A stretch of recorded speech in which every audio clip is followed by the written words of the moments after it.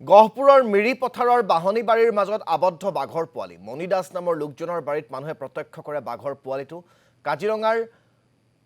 ষষ্ঠ সংযোজন পানীত ডুব যোৱাৰ পিছতেই বিভিন্ন জীৱ-জন্তুৰে দাঁতিকাষৰীয়া অঞ্চলসমূহ ভৰি পৰিছে তাৰে ফলস্বৰূপে বাহনী বাৰীৰ মাজত দেখা পোৱা গৈছে এই বাঘৰ পোৱালিটোক প্ৰত্যক্ষ কৰাৰ পিছতেই হোৱা দুৱা পৰিৱেশৰ সৃষ্টি হয় সমগ্ৰ এলেকাটোত ঘটনাস্থলীত হেলেম আৰক্ষী আৰু বন বিভাগৰ লোক উপস্থিত হৈ বাঘৰ পোৱালিটো উদ্ধাৰৰ চেষ্টা অব্যাহত ৰাখিছে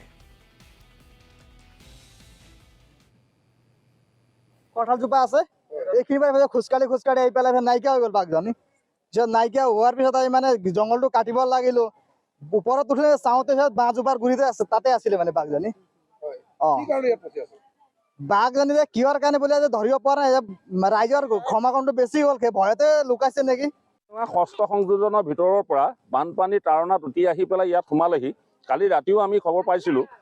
ডিপাৰ্টমেণ্টক পঠিওৱা হৈছিলে তেওঁলোকে বম চম ফুটালে কিন্তু এই পোৱালিটো কেনেকৈ বাঁহৰ মাজত ফচি গ'ল সেইটো ধৰিব পৰা নাই এইটো ইমান সৰুও নহয় ডাঙৰেই